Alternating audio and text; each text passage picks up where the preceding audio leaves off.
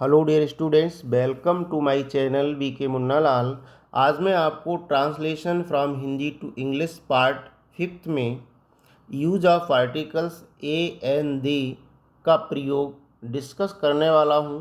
Dear students, यदि अभी तक आप मेरे चैनल पर नए हो तो चैनल को सब्सक्राइब अवश्य कर लें, जिससे आप मेरे आने वाले हर वीडियो का नोटिफिकेशन प्राप्त कर सकें। तो आइए शुरू करते हैं use of articles a and the. Dear students, सबसे पहले हम आर्टिकल्स के बारे में जानते हैं। आर्टिकल्स दो प्रकार के होते हैं। नंबर एक, इंडेफिनिट आर्टिकल्स। ए तथा एन इंडेफिनिट आर्टिकल्स हैं क्योंकि इनका प्रयोग अनिश्चित रूप से होता है, किसी वस्तु विशेष या व्यक्ति विशेष का बोध नहीं होता है, जैसे अ काव, अ मैन, ईटीसी। दूसरे प्रकार के डेफिनिट आर्टिकल्स होते हैं। डेफिनिट आर्टिकल्स में दी आता है।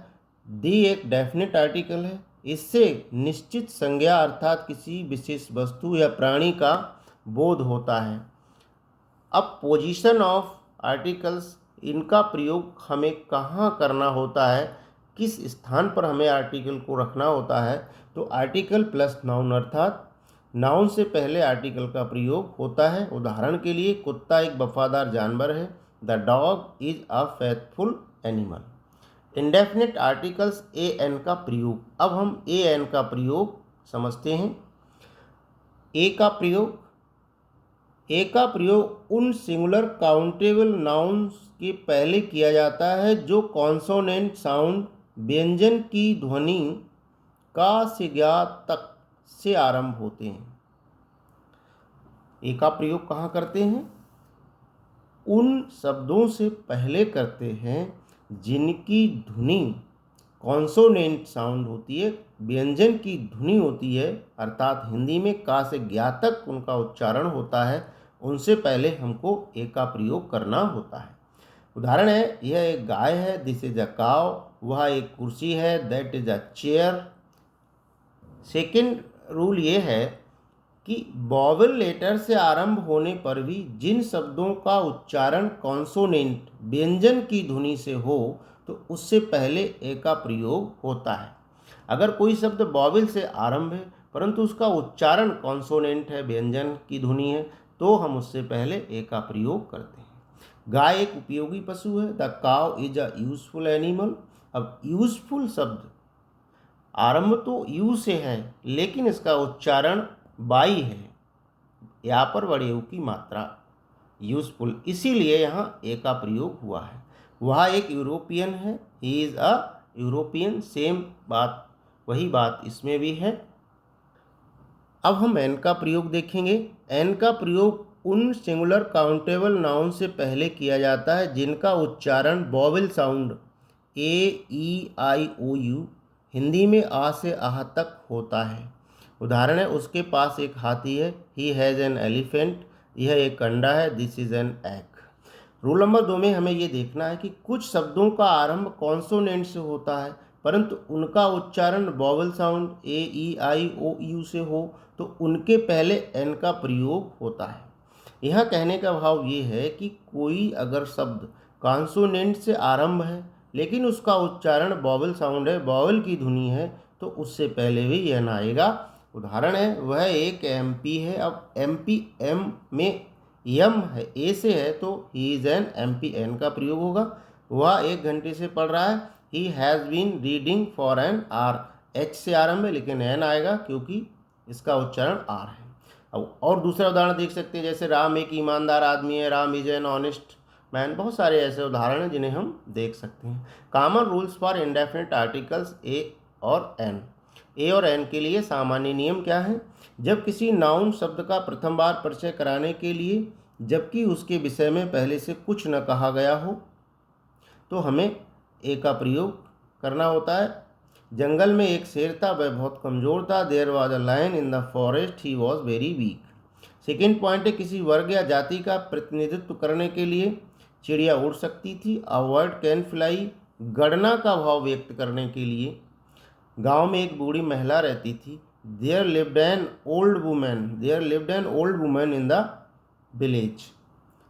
फोर्थ पॉइंट है, लिंकिंग वर्ब इज है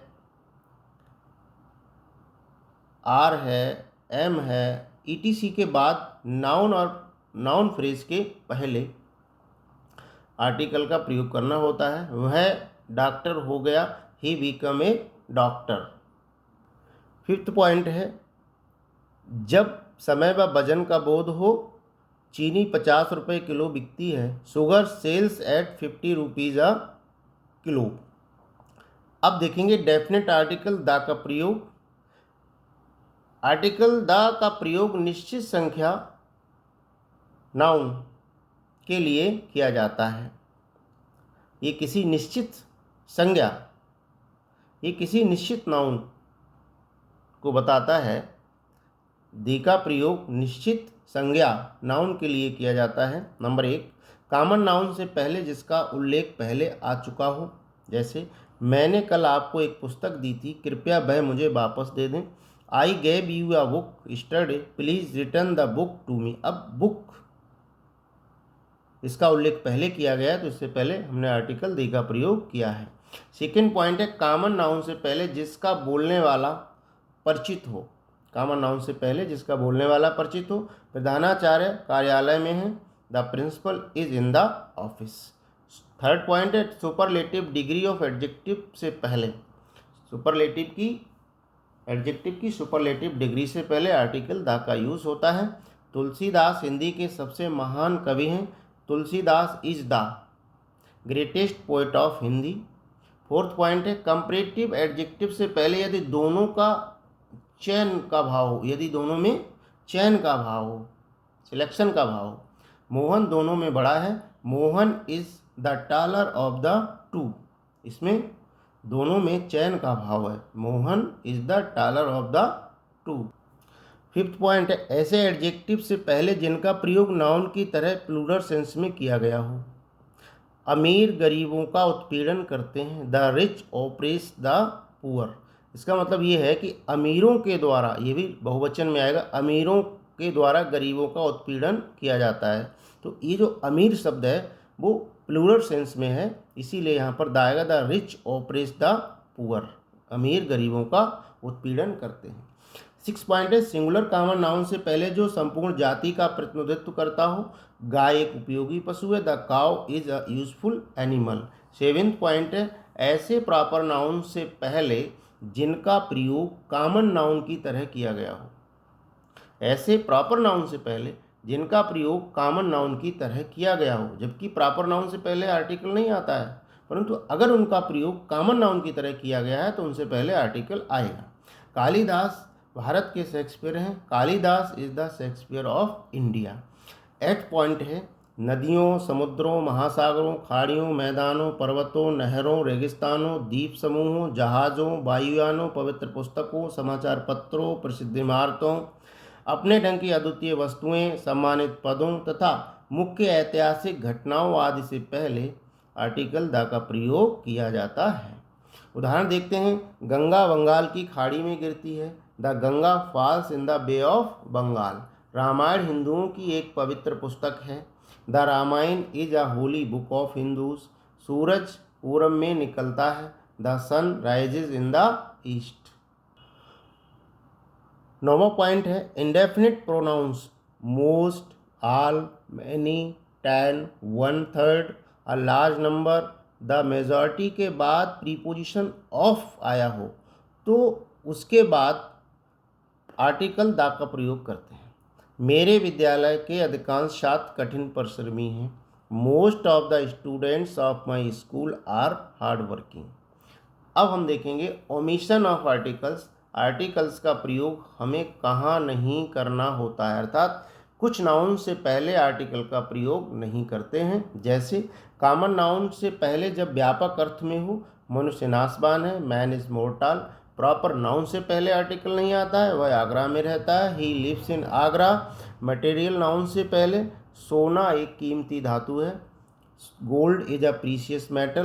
प्लूरल कॉमन नाउन जब सामान्य अर्थ में आया हो, कुत्ते भौंकते हैं, डॉग्स वार्क। फिफ्थ में फ्रेजेस के साथ, जैसे सॉर्ट ऑफ है, बाई ईयर है, ऑन फुट है, ईटीसी। लैंग्वेजेस से पहले English, Hindi, Urdu, etc. Nouns names of relations, जो हमारे संबंध सूचक शब्द हैं उनसे पहले फादर है, मदर है, अंकल है, आंट है, etc. Schools, colleges, universities, church, hospital, present से पहले आर्टिकल नहीं आएगा। जैसे MJPRU बरेली, NAI सिविल सी, कोई भी नाम हो सकता है। आशा है डियर स्टूडेंट्स ये वीडियो आपको पसंद आया होगा। पसंद आया हो तो लाइक कीजिएगा, शेयर कीजिएगा, और वीडियो के डिस्क्रिप्शन बॉक्स में मैं अन्य हिंदी से अंग्रेजी ट्रांसलेशन के वीडियो की लिंक दे दूंगा, वहां जाकर आप उनको अच्छे से तैयार कर सकते हैं। Thanks for watching.